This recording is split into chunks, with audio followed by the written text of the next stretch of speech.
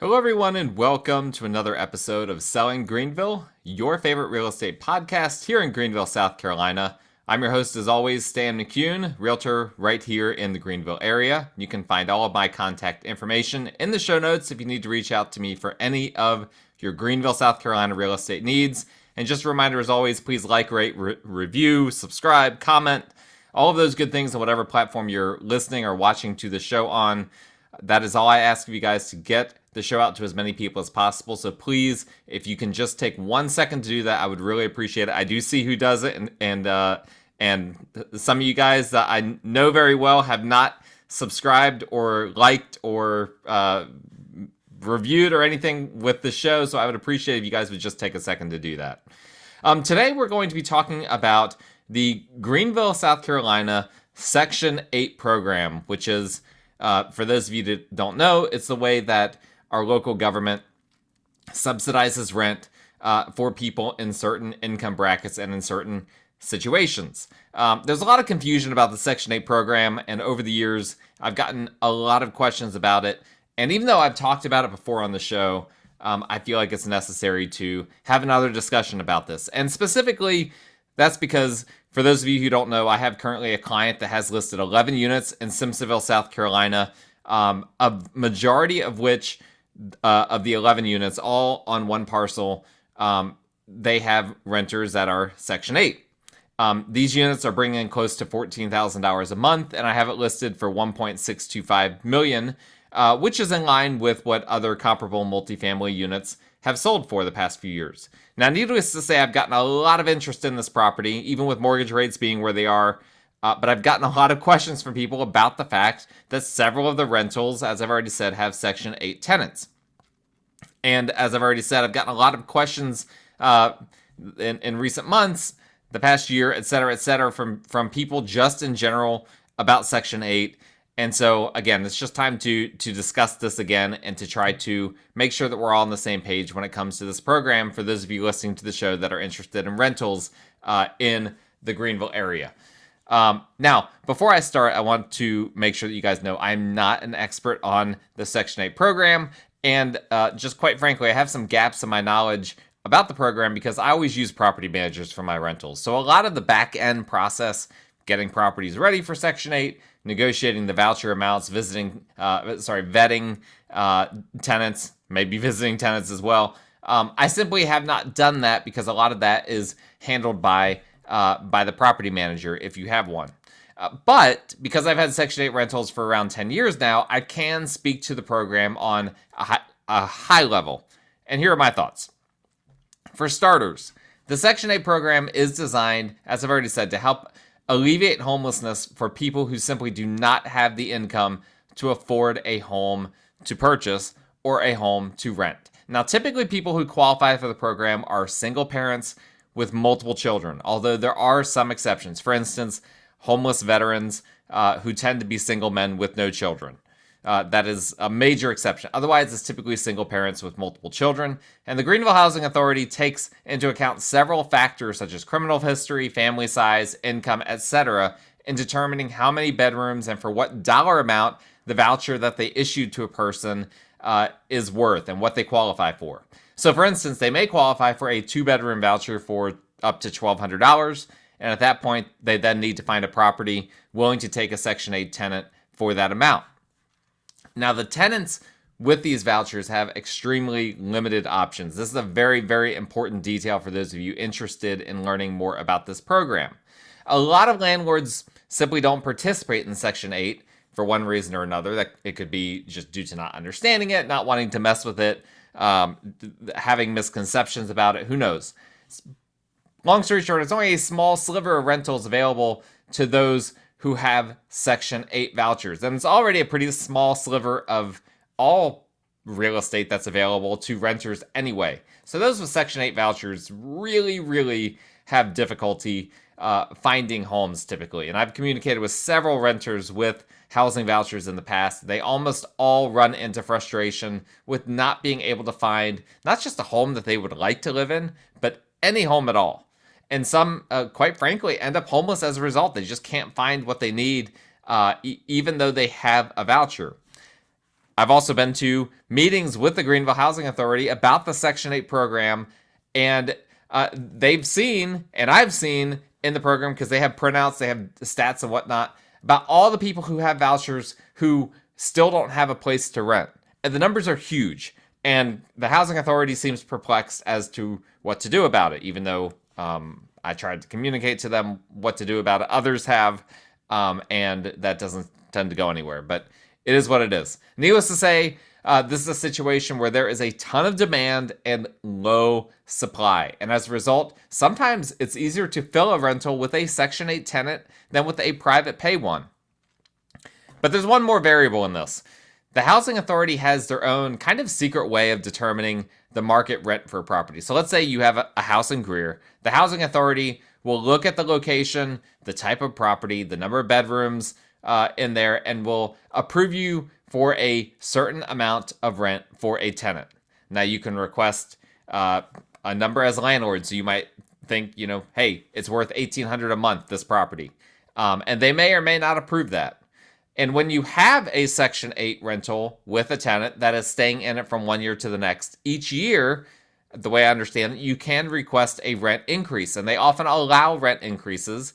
And I've heard from many people in the past that even if they get declined for the amount that they are asking for, that if they go ahead and really press the Housing Authority, get someone on the phone and all of that, or even in person, that often they can get their requested rent approved, assuming the tenant's voucher goes up that amount. And it's worth mentioning at this point that when a tenant has a housing voucher, it doesn't mean that they will have it forever. Obviously, they can get in trouble with the law and lose their voucher. They can do a whole lot of things. It's very strict who qualifies for these. But also, if they start getting pay raises or work extra and have more income coming in, the Housing Authority can tell them that they are making too much money, unfortunately, for their housing to be completely subsidized by the program. And if that sounds like that the Housing Authority is perhaps encouraging people not to work, well, that's an argument that you could certainly make. In these cases, and by the way, the Housing Authority would say that they don't do that. They really do try to encourage people to work, and they explain all these things on the front end. And the people that are getting these vouchers, my understanding is they are required to attempt to work, right? It's not just a straight, just subsidy for people to just have free housing without work. So I'll make sure that I say that.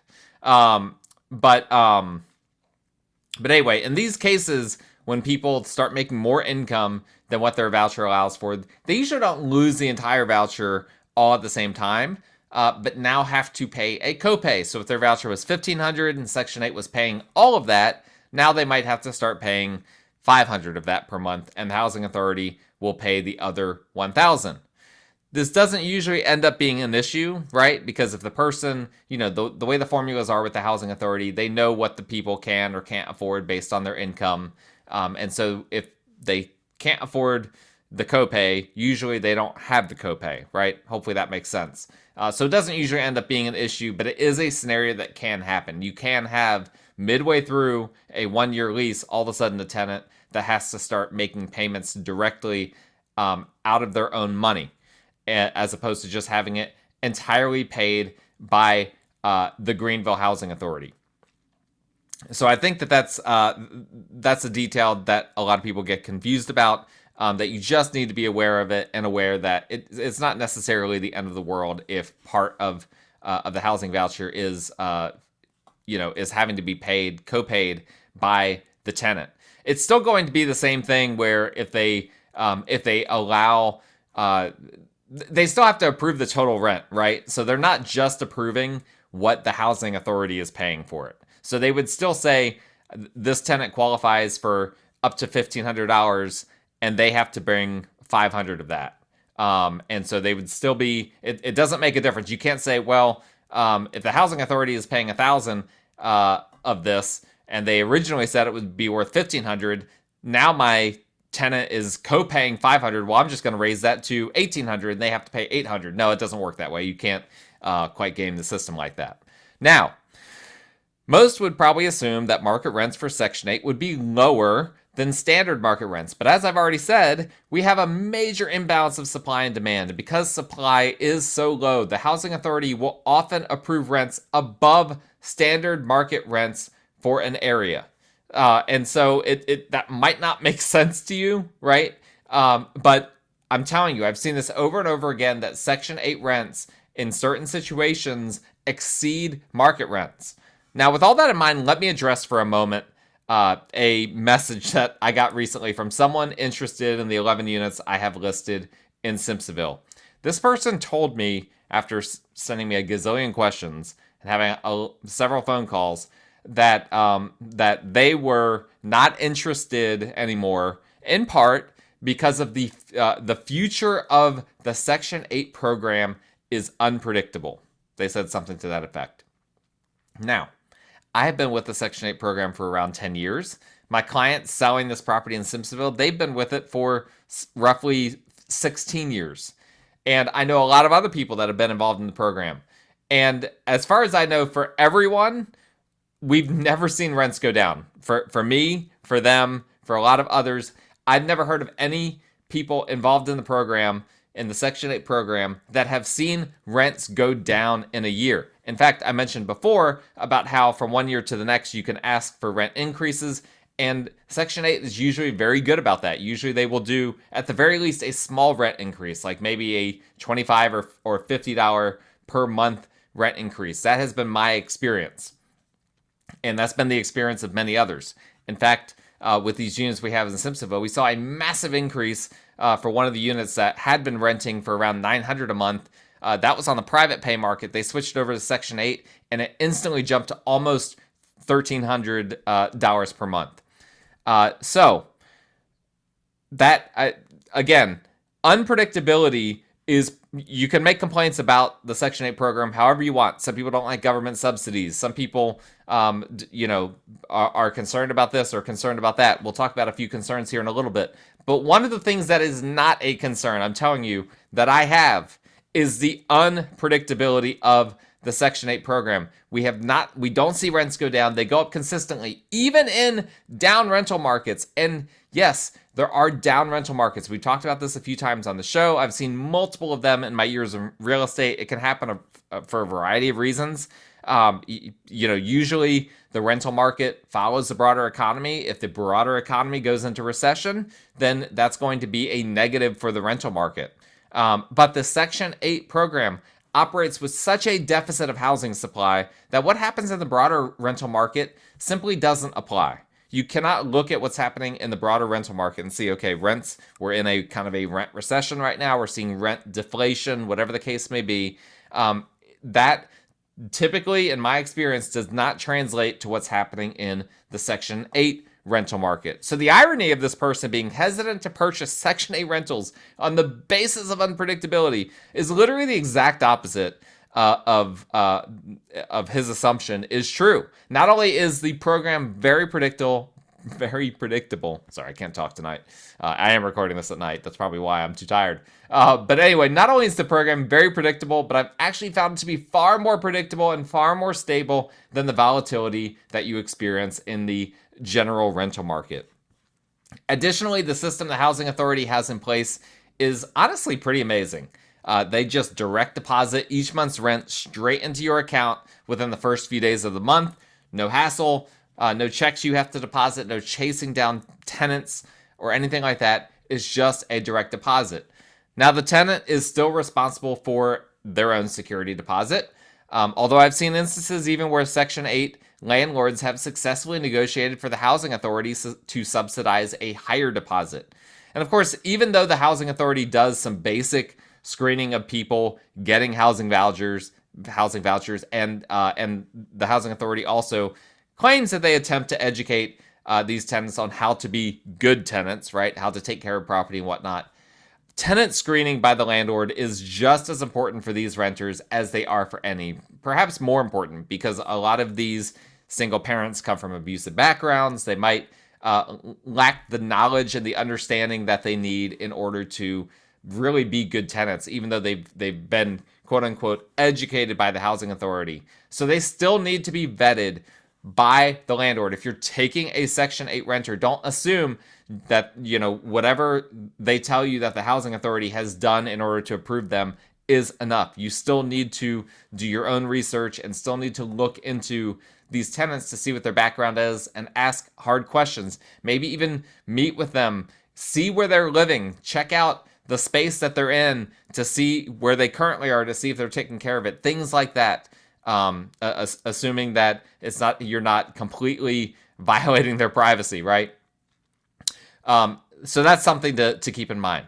But why don't more landlords rent to Section 8 tenants, right? Here's where we're going to get into the complaints for a second. By the way, this show is not going to be too long. It's been a busy week, and I just want to get this material out to you guys and then be gone. I'm not going to drag this out. 2 reasons why I hear landlords primarily complain about the Section 8 program. One is that they feel like the tenants will be bad to their property, or they've had tenants that were part of the Section 8 program that did damage to their property. But as I already said, you have to do tenant screening. So I don't really consider this a legitimate excuse for not being a part of the Section 8 program. If you know what you're doing when you do good tenant screening, you will get good tenants that don't damage your property. It's literally that simple. However, the second reason I hear frequently is more legitimate, and that is that the Section 8 inspections that they do to make sure the property is compliant with the housing authority's set of guidelines can be frustrating. And it's not that the house has to be pristine, right? Their inspectors don't go in and, say that all these things, we need to have brand new cabinets, we need to have granite countertops, great paint everywhere. None of that kind of stuff. It's just that there are sometimes frustrating government regulations that you have to comply with that don't make sense. Think of it as needing to bring a property partially up to code, even though the standard renter would not care at all whether the home was up to code or not. It feels frustrating to be penalized as a landlord or a landlady, knowing that I could rent this out to anyone and nobody would care that this railing is like half a foot lower than what code requires, but because I'm doing Section 8, the housing authority is making me fix this railing. Those are the kinds of stupid things that can come up, but unfortunately it's part of what the government does and what they deem to be necessary in order to protect the tenants. I understand wanting to protect tenants. I'm not saying they shouldn't do that. It's just that sometimes what the inspectors require to be done really don't protect the tenants in the way that they might think it does. The other frustrating element of these inspections is that sometimes you'll get different inspectors that have different standards. Same problem that you have with the zoning and code enforcement, all of that. Greenville County and Greenville City, bad at sending different inspectors that have different requirements. Same thing when it comes to Section 8 inspections. So you might have one inspector that comes from a commercial contracting background and makes you do a bunch of stuff beyond even what the housing authority actually requires because he simply feels it's necessary based on his background, right? He wants to be Captain America over here and go beyond the letter of the law to add additional restrictions that are just not necessary. I had one time tell me my foundation was shot on a property that I had, and it was like, that's absolute baloney. He didn't even go in the crawl space to look at the foundation. He was just basing it off of something that he saw on the outside that showed that he didn't know what he was talking about. And then next time you might get a different inspector who has more common sense and lets certain things fly that maybe even the letter of the law says should be corrected. So you just don't know what you'll get. And honestly, that's more frustrating to me than the housing authority inspectors just being strict straight across the board. But at the end of the day, those are really the only 2 objections that I hear from people about being in the Section 8 program is the tenants, a misunderstanding that they don't have to screen tenants, or maybe they are screening tenants, they're just not doing a good job of it and they keep getting bad tenants. And then also the frustration with inspectors and the requirements that they will impose on the properties as well. But all in all, the Section 8 program can be a great one for landlords, particularly for those wanting a hedge against rent deflation. This is something I haven't said before, and this isn't financial advice. But again, sometimes market rents do come down for one reason or another, but I've personally never seen that with Section 8. So if the only rentals you have are in the private pay market, you may want to consider whether you need a rent deflation hedge, such as the one that the Section 8 program provides. Discuss that with your financial advisor, because like I said, that's not financial advice. And then once you do, reach out to me about the 11 units that I have listed in Simpsonville, and let's talk about that. And let's talk about whether there is an opportunity there for you in order to diversify your real estate portfolio and have something that perhaps you don't have currently. But to come at me and say that the housing aid program is unpredictable is really, really outrageous. First off, all real estate is unpredictable, right? If you're going to make that argument, then get out of real estate. This is, yes, real estate is more predictable than, a lot of other things out there, but there's always unpredictability. There's always fluctuation. We just had a whole episode. I talked about bubbles in real estate, and it's hard to identify bubbles. It should be easy in theory, right? There's so many different people analyzing the real estate market. So many economists looking at things, realtors, lenders, the government, now the Department of Justice, all sorts of different eyes on real estate, and still we can't identify bubbles very easily, right? I'm trying to do that, but it's hard. And same thing with all real estate. It's hard to know, none of us realized during COVID when all this stimulus was being pumped into the economy. People were getting all these checks first from President Trump and then from President Biden. People didn't realize that what ended up happening is that caused a ton of inflation in the rental market. So now people had all of this money that they were sitting on. They could afford things that they couldn't afford before. People were putting higher security deposits down than ever. People were getting in bidding wars for rentals. It was crazy. That's something that you never could have foreseen. Well, guess what? That didn't really impact the Section 8 program. The Section 8 program, much more stable, much more steady, and it is not impacted as much by all of these fluctuations that we experience in the market as a whole. So I think that there is, and I'm not just saying this because I have listings that have Section 8 tenants in them, I truly do believe that having rentals that are a part of Section 8 is potentially, depending on what your portfolio is, a good way to diversify your portfolio in real estate in order to make sure that you're not overexposed in the private pay market. Again, that's not financial advice. It depends on what you personally are doing, and you need to talk to your financial advisor about that. But that is, generally speaking, something that I feel for myself and for others, depending on their specific situation. So I hope that makes sense. It clears the air about the Section 8 program. If you guys have any specific follow-up questions on any of that, please let me know. I'm happy to talk to you about that. My contact information is in the show notes. You can reach me that way. And then please, if you like this content, again, subscribe. That's the number one thing to do. Subscribe to it, rate, review, comment, like, all of those good things. iTunes, Audio Boom, Google Play, Stitcher Radio, YouTube, all of those good things. And once you do that, then that will make me very happy. That's it for today's episode. I appreciate you guys listening, watching, all of those good things. We will talk again next time.